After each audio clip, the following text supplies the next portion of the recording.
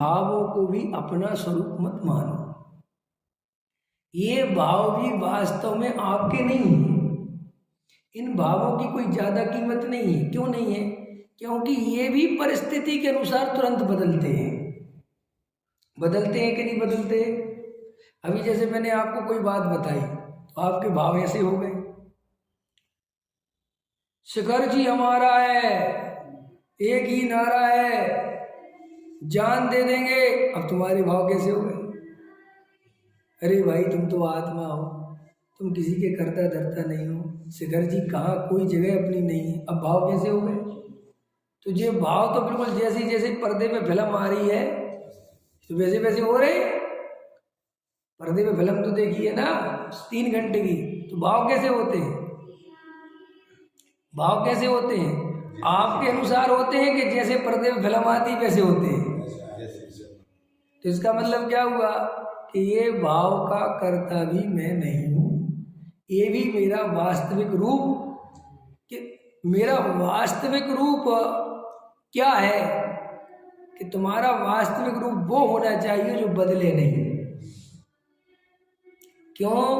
बदलते हुए रूप को अपना मानोगे तो परेशान रहोगे, क्योंकि तुम बदलते हुए रूप में किसी रूप को अच्छा मानोगे तो किसी को बुरा मानोगे और वो बदलेगा, वो तो बदलेगा।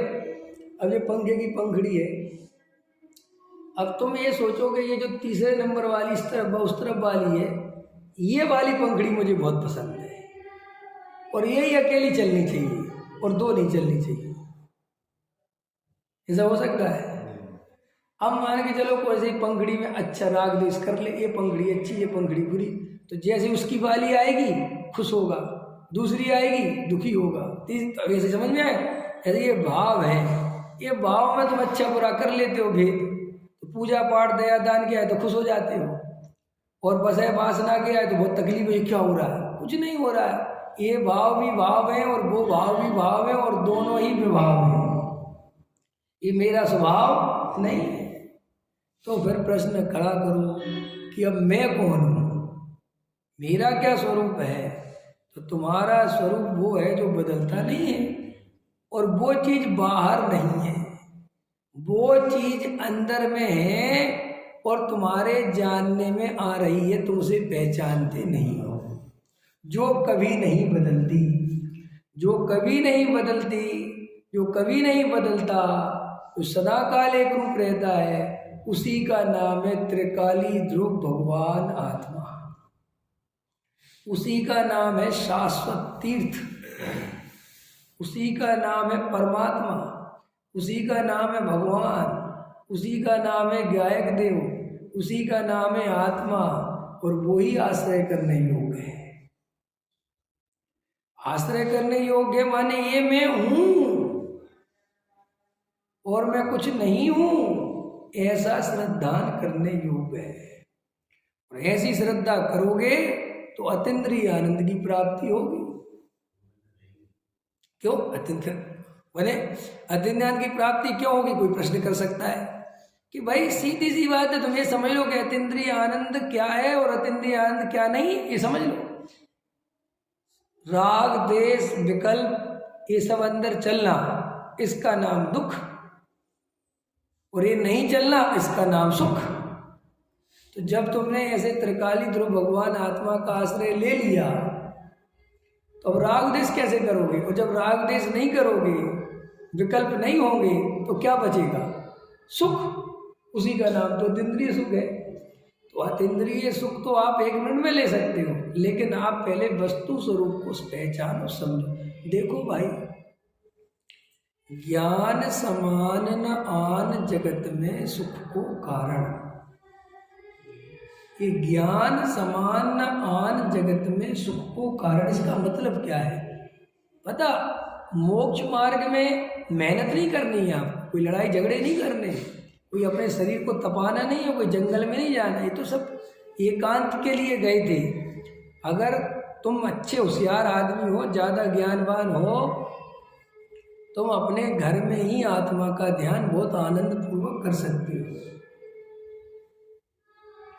ये सारा खेल ज्ञान का है, एक गुत्थी सुलझाने वाला ज्ञान है।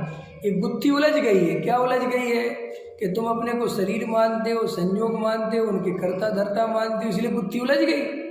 अब श्री गुरु कहते हैं अगर तुम ज्ञान से बैठ के एकांत में विचार करो और एक एक गांठ सुलझाते जाओ कि मैं शरीर का कर्ता हूँ कि नहीं, एक गांठ लगी शरीर का कर्ता, एक गांठ लगी संयोग का कर्ता, एक गांठ लगी शरीर का कर्ता, एक गांठ लगी भावों का कर्ता, ठीक है ना। गांठ तेज लग जाए, अच्छा बात है, जो गांठ तो समझते हो ना, गांठ लग जाए तो क्या करना चाहिए, कैसे खोलना चाहिए कि गांठ जैसे लगाई थी वैसे ही खोलना है, खींचातानी नहीं करना।